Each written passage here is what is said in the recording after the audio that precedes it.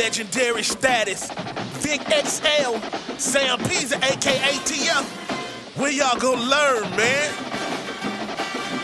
You can't stop what's inevitable. It's the incredible. PZ, AKTF, dropping jewels, but they edible. I ate my vegetables, but he ate my spinach. Riding with Vic again, so no, we ain't finished.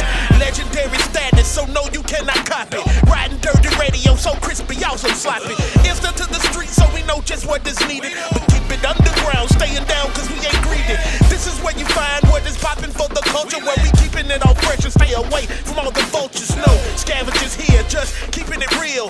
Vic got it out the mud, but it's still so clear. So sit back, relax, and just let us lead you. If you trolling for no reason, then we don't need you. It's Vic XL, he can't be stopped. Riding dirty forever, the home of real hip hop. Ride dirty, dog, and y'all can't harm me. I'm living fly in the sky with the stars. Ride dirty, ride dirty, ride dirty, ride dirty. How you ride dirty, dog, and y'all can't harm me. I'm living fly in the sky with the stars. Ride dirty, ride dirty, ride dirty, ride dirty.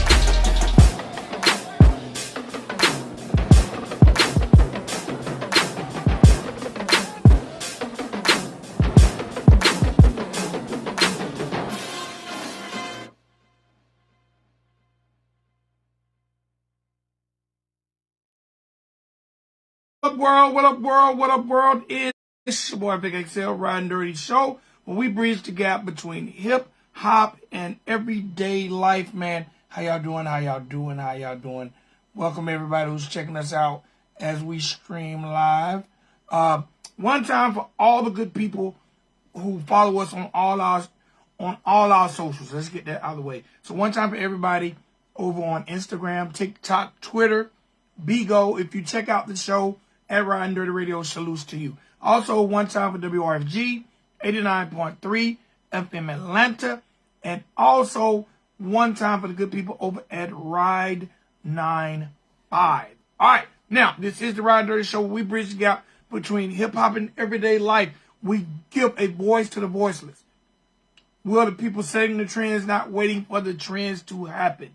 We're providing platforms for all the movers and shakers of this world to come through and tell their story. All right? So please, if you're not checking us out live now, and if you're not checking us out 3 a.m. to 6 a.m. every Thursday night, Friday morning on WRFG 89.3 FM, please make sure you check us out on your favorite streaming platform, whether it's iTunes, whether it's Spotify, whether it's YouTube, Blog Talk, wherever. Make sure you check us out. All right? So, ladies and gentlemen, boys and girls, today is no different than any other day on the Riding Dirty Show. So, let's welcome tonight's guest, artist, Mr. J. Ye. What's going on, my G? What's going on with you? Oh, man, it's all good in the hood. First thing I want to ask you, is it J. Ye? Did I pronounce that correctly? Yes, sir, you did. All right, J. Ye. Man, I'm very humbled and very thankful to have you on the platform today. Thank you so much. I appreciate it. I feel the same way as well. All right, so look, man, let's get into it. Moment in time with J. Ye. The first thing I'd like to ask you is, let the world know where you're from and what's your initial introduction to this thing we call music. I'm from Washington, D.C., and I do music because, like, that's the only time I think when people actually listen to me, if outside of conversating with them. Okay, all right. So look, what's it like growing up in D.C.? What was it like growing up in D.C. for you? I mean, it was crazy. Like, you know, my mom and my dad was very strict on, like, being outside a certain time and being around certain people. So, I mean, it was crazy, though. Like, I mean, I got into trouble and stuff, but then I, like, at a certain age, I kind of, like, slowed down as I got older. All right, now you say slow down. Give me a definition of what you mean slow down. Because if you say you slow down, That means you think you was going too fast. What you had going on, J.A.? I mean, I was just getting into a lot of fights, a lot of trouble, getting into a lot of trouble. And when I say slow down, like, I mean, it stopped at a certain age. I think like at 19, that's when I really like started to change my life and start doing different things. Okay. All right. If you don't mind me asking, man, what type of trouble you was getting into? Were you a bad kid or you just a little mischievous? I mean, I hung in like a little, I hung with a group, or I know groups of people. So I would hang out with certain people and get into trouble and stuff like that.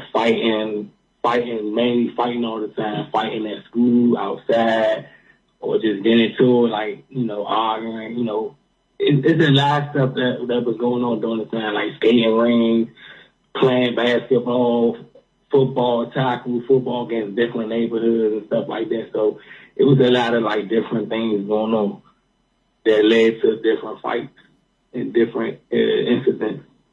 Okay. All right. Now, you said 19, you decided to calm it down.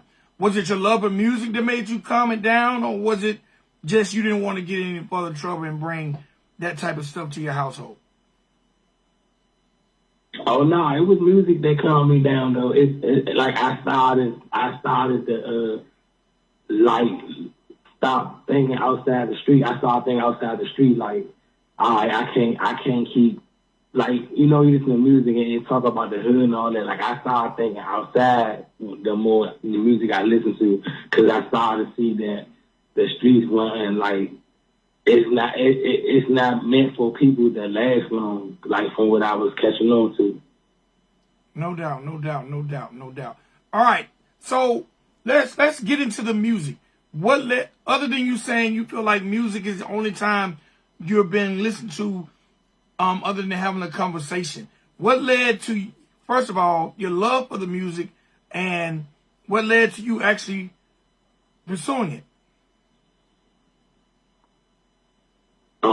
My parents, my dad, and my mom, like before they passed, like they always was like supportive of it, like of me like doing something where I'm like the attention on me, people looking, because it started like in plays, like when I was growing up, I did a lot of plays and acting, so my mom and my dad come and see me act in school, so I guess I did it because that's the only way I got people to watch me real closely doing something like that's not normal, like doing something different, like acting or singing or rapping and stuff like that. And I had one point my dad and I was like dancing and singing to like old New Edition songs and stuff like that. So that support and then that effort that they put into like help me during that time, that was a big reason why. Okay. All right. Now, as you began to start to pursue a career in music, what were the steps you took? What other stuff I took? I trademarked my name. I copyrighted my music, and I started to learn how to market myself, like to market better. Okay. Now, when you say market yourself, and then no, go ahead. And then network with different people. Okay. Now, when you say market yourself, like what are some of the things you feel like was most important in you marketing yourself? I learned that it's a certain way you're supposed to market yourself as an artist. It's like you're not supposed to borderline spam, because that's meaning like you're posting content that's making like people like leave or not want to stay on your page for long or look at your content for long. So I just try to help myself not borderline spam when I have like new releases, new shows or anything that's like new content or all that. I try not to spam it. I try to like bring it out in a professional way, in a way where it's not like messy or demanding or begging or something like that. Okay. Now, as an artist, how do you want to be remembered, and how do you describe your sound?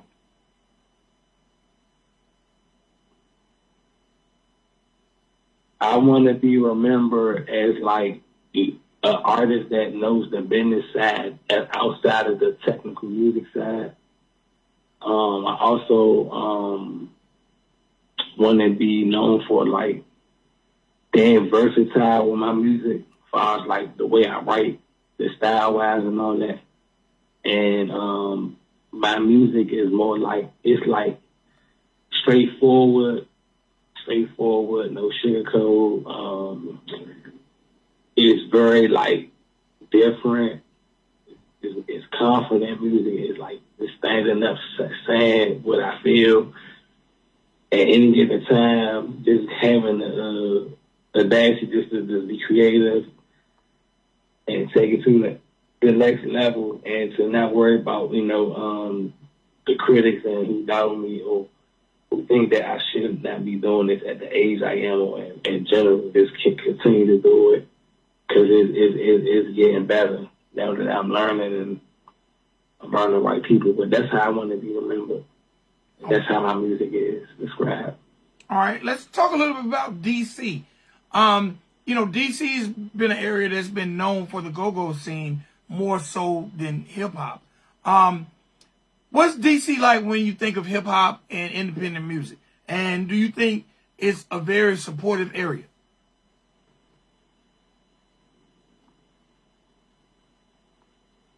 It's different go-go, but the hip-hop, I think it's something new for DC because, like, us having our own music that's not really, like, commercial, like, as the hip-hop culture music. It's new, it's different. I mean, it's like any other like area that's into the music. It's like it has its ways, like has its favorites, and it has like the up and coming and the unknown that's not known yet. So it's just like any state, New York, Atlanta, and all that. It's competition though. There's some good artists out here, in the city. A lot of artists out in the city that's talented and, can do their thing. What I think could be better is like they have more platforms like they do out in LA, New York, Atlanta. Like they have a better platform where other artists could be known other than just Wale or any other artist that you may know of. Not a lot of known artists here, like a few, but outside of that, it's not a lot of artists known in the hip hop culture. All right, speaking of Wale, because Wale is definitely put on for DC. How do you feel like an artist to the caliber of Wale, do you feel like he's brought the right amount of attention to DC when it comes to exposing other artists?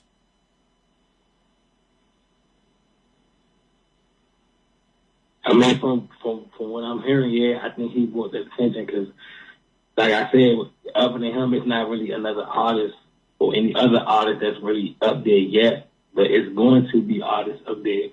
Just like got to be patient and keep working at the craft. So I look at it like that. Yeah, I think he put a pedestal for other artists to reach it. So yes, he did. So I'm appreciative of that because somebody got to break the record. I hope somebody do. In the meantime, he number one. In my honest opinion. Definitely, no doubt. All right, now, as an artist, when did you actually start putting out music to the masses? What year? I started in 2012. I was doing beats, like bringing out a little mixtape with beat samples. I made a little beats I made. And then I had a feature with Coast to Coast. One of my beats was on a mixtape too. But far as a complete artist, like recording and all that, I started in 2016. And my first song was with Full of You and You. And then 6 months after that, that's when I started meeting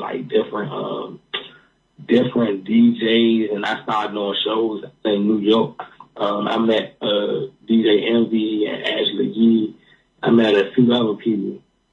But that's when I really took it seriously, and it started being distributed on all platforms since 2016. Okay. All right. And what has changed as far as your style and how you navigate through the business since you started? What changed is now I know how to like read contracts like far as different like things and like shows. Like I know how to read how much I'm getting, what rules I have to follow, if I have to pay additional fees outside of investing in a business with another artist. I know how to email booking agents to rent their club for a specific venue. I know how to market, like spend the ads on the locations of like where to promote the event or song or anything I'm doing as far as marketing. Another thing, I learned how to like if I'm posting things on my social media, I know how to use the right hashtags, the location, the right image size of the pictures, and all that stuff. So I just learned a lot of stuff that I can pay somebody to do. I just learned how to do it on my own to save me money. I don't overspend trying to send traffic to different people across the globe. All right. Now let's talk a little bit about the name J.A. That's kind of a unique name. How did that name come about? Oh man, it came about in 2008 when I was in college. I didn't have no, like I was doing music with a group, and I didn't have no. I had a name, but I couldn't use it because it was trademarked by a movie company. So I just can't name it J.A. because I like Jay-Z and Kayne West. Like I like their music because like it helped me like stand up to people that told me I couldn't do music, I won't be good at music and stuff like that. And they like their music on both sides of the spectrum like helped me in my life. Like I lost both my parents. Like Jay-Z lost his father, Kanye lost his mother. So I lost both my parents. Like, you know what I'm saying? I was in the streets. I went to college. Like I grew up, you know, in a single mother home. I'm like the youngest in my family, so it's like I had a lot of similarity to both of them. So that's how it became named J.A. J.A.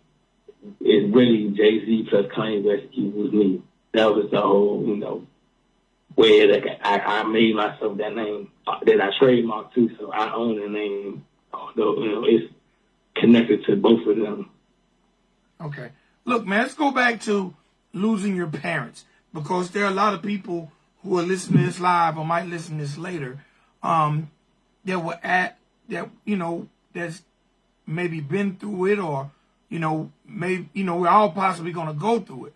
How did you handle losing both your parents, and what age were, you know, both your parents no longer in your life? They both passed. I think I was like 24. Yeah, 24. They died. They actually died like 6.5 months apart from each other. So it was like 24. Ooh. All right. So, how did you cope with that? Even though you were an adult, how did you cope with that? I had a lot of support. I ain't gonna lie. I had a lot of support, like from my school when I was in college. This happened when I was in college, so I had a lot of support from like a lot of the students, a lot of the staff. Like everybody from the school reached out to me. Like people were just like texting my phone or coming to my room, or if they see me, they like we'd go out to eat, or we'd go to like places like church, or go do different things just to clear my mind, or they'd be praying around me, or just, you know, telling me to do something good, or they'd send me texts like calm down, don't do something stupid. And the more I seen that, the more it made me just focus on what I had to do. Okay. All right. Now, how much of that energy, because again, there are a lot of artists I know who've had to deal with the death of their parents. How much of that energy did you put into your music? I put that energy in a lot of my music. Like I try to continue it because they're the only two people that like really like show me the support. Like outside the majority of the supporting cast I have, like they actually like was consistent with it a lot. So it's like I just think about them like what they said to me before they passed away, like keep doing it, don't stop, and stuff like that. So I just dream about those the inspiring words they said to me, and then I just keep it going from there. So to not stop. And when I do get like I want to stop or I ain't feeling it, I always think about those those inspiring words, or just think about it, the times where I did the little performances with my pops, or listen to my mother music and stuff, like listen to her play music and talk about learning the business. So I just take everything they tell me and just try to live it out like that. I don't try to like play the victim and stuff like that, because that's not good. I'm not gonna knock nobody that has to do that. But in my opinion, it's good for those who's experiencing it or haven't. Just, put God first and just think about all the good things that they did for you and what they said to you, and just you gotta live it. You gotta do everything they tell you, because you already been taught. So you gotta take what they teach you and then utilize it in your own life. No doubt, no doubt, no doubt. All right, man, you got a single dropping in 8 days. Let's talk about the single.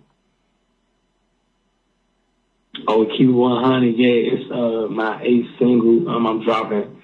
It's a serious song. I just try to set the bar with a lot of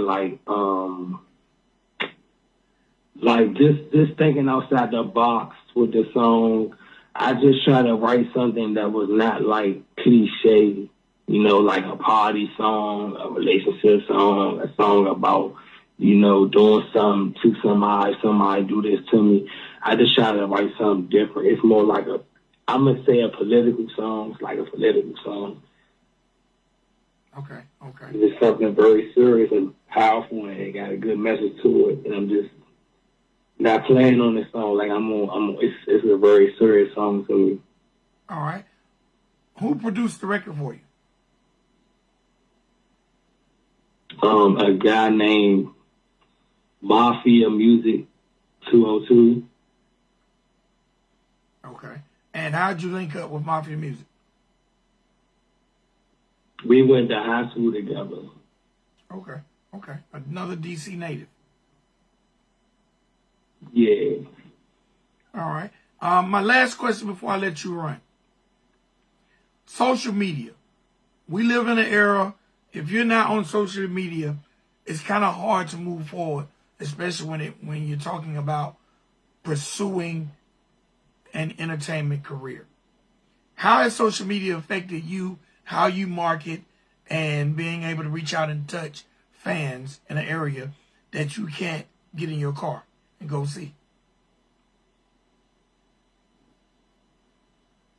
I think it's better nowadays, because I think back then was a little more harder, because and the internet wasn't as effective as it is now.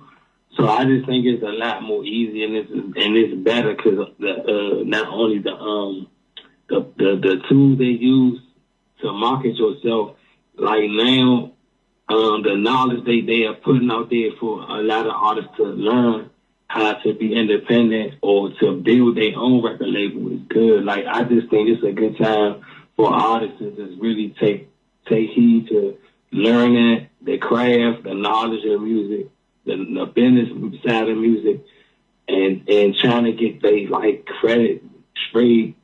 So they can get business funding and all that. So it's a time where people could just do music like seriously and get finances for it.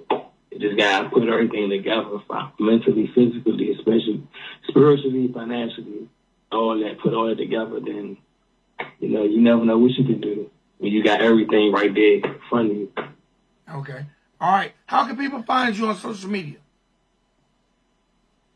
They can find me at on Instagram at the moment until my website get uploaded. It's at JYaSense84, and my YouTube channel is JYa and JYa Topic. If you want to check out my songs other than my new single, Keep It 100.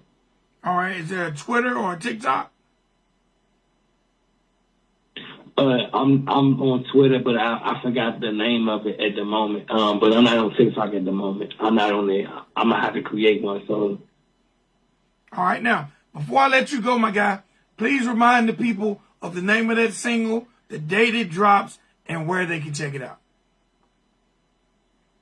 The name of the single is Keep It 100, and it will drop on December 30th, 2022 on all platforms. And the video comes out on January 1st, 2023 on YouTube.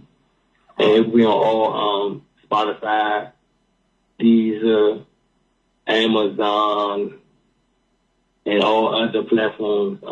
If you have other apps outside of the ones I just mentioned at first.